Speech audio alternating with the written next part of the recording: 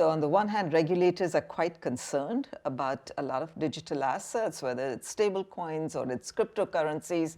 But on the other hand, we see an explosion in digital assets. And I find it interesting, it's not just the financial sector, right? You see companies like Amazon hiring experts in this area. You see companies like Walmart. So I think businesses are feeling like they don't want to be left out.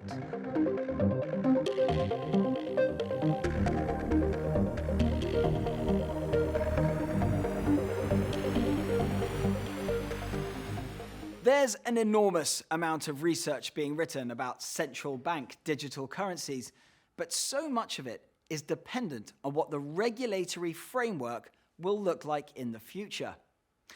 Perfectly positioned to describe the cross-section of both is Dr. Reena Aggarwal, Professor of Finance at Georgetown University, with whom I spoke about how and when countries will be adopting such currencies. Dr. Eckerwald, thank you so much for taking the time to chat with us today.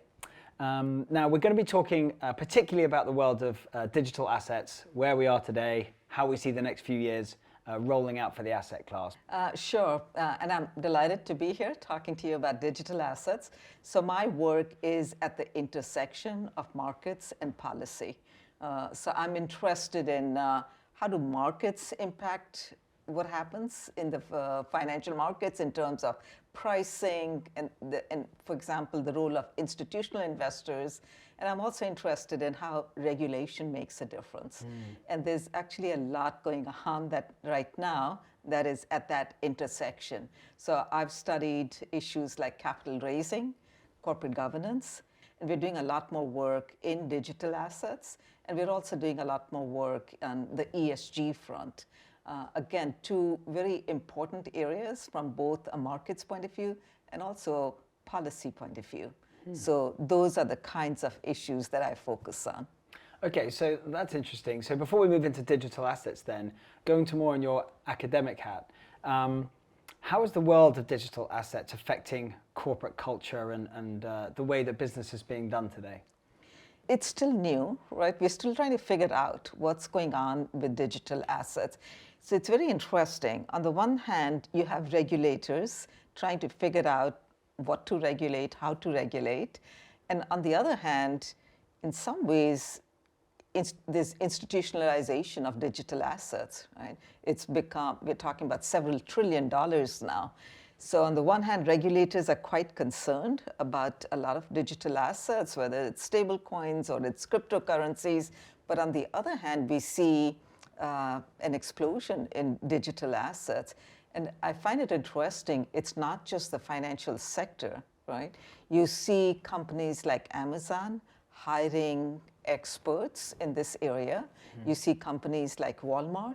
So I think businesses are feeling like they don't want to be left out. We don't know exactly what the future is, but we're not just talking about financial firms, right? We're not just talking about technology firms, but the Walmarts of the world, the Amazons of the world. They want to make sure that they are ready and have the infrastructure laid out because customers are using digital assets. So you just touched on something just then, which is the explosion of digital assets in terms of market cap size. I mean, we're talking sizable, as a sizable industry now. Now, has that accelerated governments into action, perhaps before they have wanted to? And let me explain. I do feel that central bank digital currencies are probably inevitable, but it feels like governments are now sort of hurrying to get them out because the private market is growing so much, so they need a competitor to it. But why don't governments just sit back and wait for the private market to make all the mistakes and then design the perfect digital currency afterwards? Yeah, I don't think governments can wait. It's been amazing to see how much has happened just in the last 6 months. Right? So now there are something like more than 80 countries looking at, you mentioned central bank digital currencies. So there are 7 who've already moved on and adopted and have central bank digital currencies, but there are many more that are in the works. Right? And so why are they thinking about it? Why do we need these CBDCs? And there's no right or wrong answer. I think it depends partly on the state of the economy. So you have, on the one hand, you have the e-yuan from China, and you also have the Nigerians have a CBDC. So different countries are sort of approaching it a little bit differently, depending on what their needs are. So for China would be because they want data. They just want to know where people are spending their money. They want data, but a lot of countries are also really interested in the financial inclusion aspect, right? So in many countries, you have a number of people who are unbanked. Right?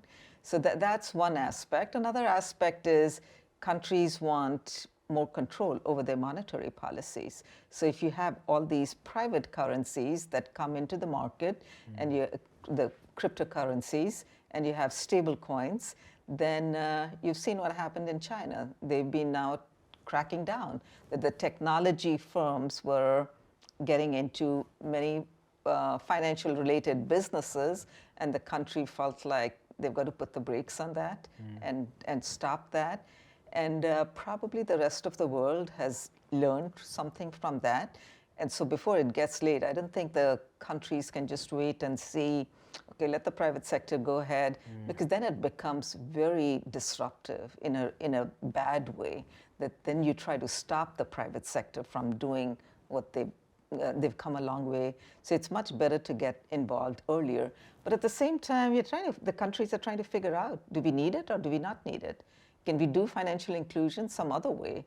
Can we have more efficient payment systems in some other ways?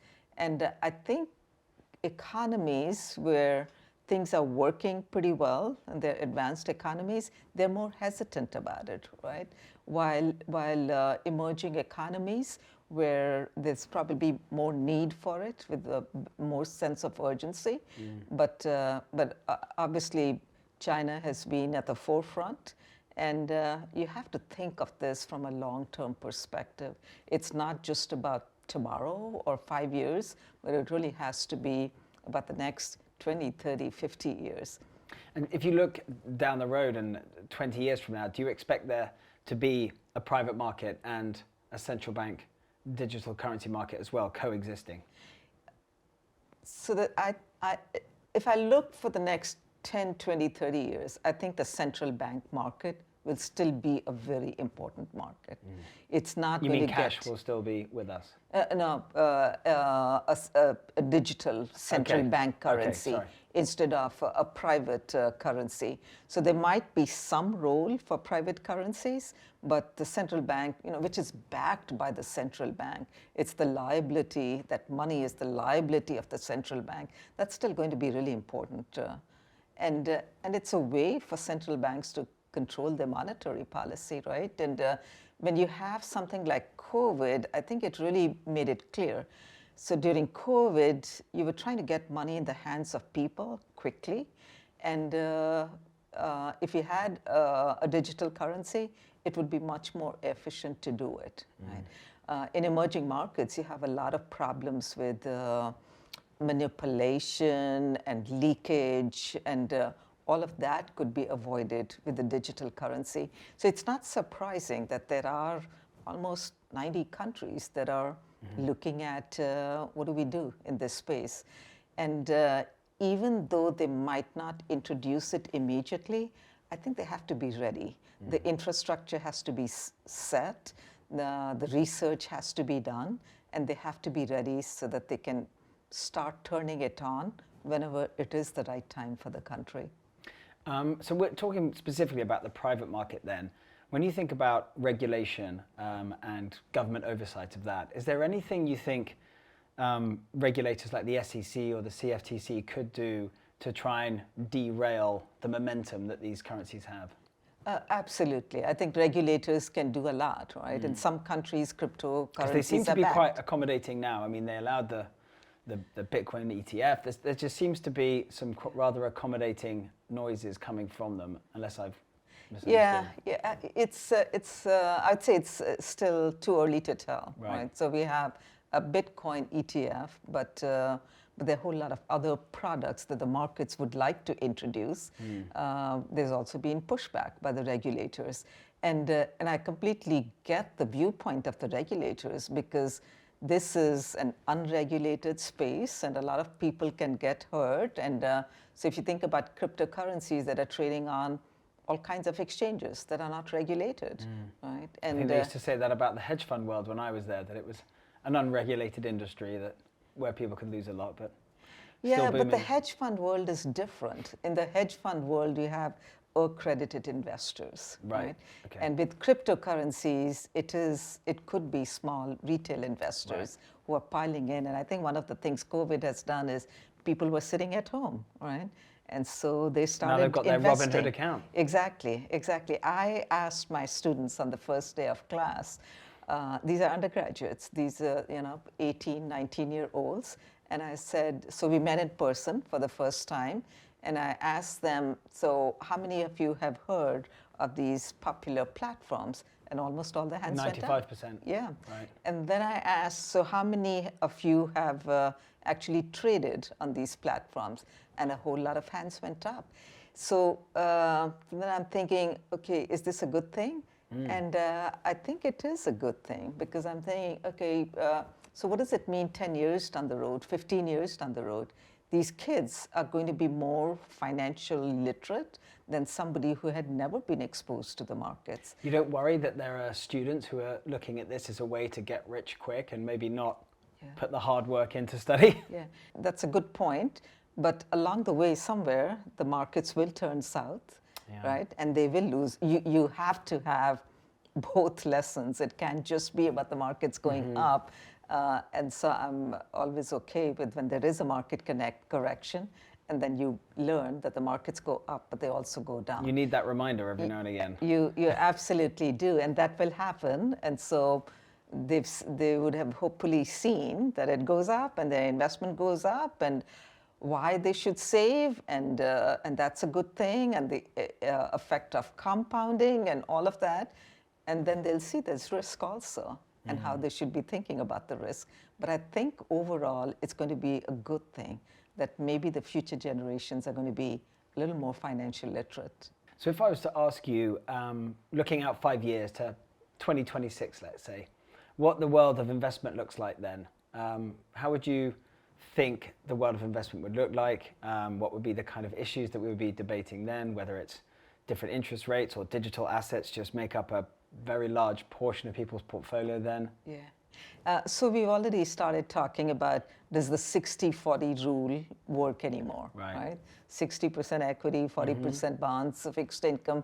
Does that work? I thought that was over like last year or... Exactly. So that's over, and then it's okay. What allocation, at least from institutional investors' perspective, is private equity or the all space. But then it's going to be not just for institutional investors, but also retail investors. What allocation would digital assets have? And right now it's tiny from an allocation point of view. So I do expect it to increase the allocations to digital assets. I'm curious to see what happens in the next few months, for example, with inflation picking up. And then I'm also watching, okay, what's going on with gold, right? Gold was the traditional inflation hedge. And is that going to be replaced by digital, by cryptocurrencies in some form or shape? So it's a very interesting time for the financial markets. I think they're really getting transformed. The way we invest and the markets in general, on the one hand, we have this whole new asset class, digital assets. Then we have ESG, right? A lot of interest in ESG and funds that are flowing into ESG products. And both are areas with a lot of regulatory issues. The third one I would say I'm watching carefully is, so what happens with retail investors? This trend that started during COVID, is this going to continue? What influence will that have on the financial markets and the whole industry, financial services? And so it's very interesting times to be in the markets. Well, Dr. Aggarwal, I think we're going to have to schedule another interview because there's still so much to talk about. But I just want to say thank you so much for your time today. It's been a real pleasure. Sure, thank you. I'm delighted to be here. Thank you. Take care. The debate is over as to whether digital currencies will be a part of our lives or not. They emphatically will be. The question is how and when will they be adopted, and who will win between the private and public markets? Is there room for both? Well, the race is on, and the winner is likely to appear in the next few years, and that's why it's crucial to be learning about this now. If you'd like to read more on this topic, please go to FTSERussell.com/research, where you'll find much more information.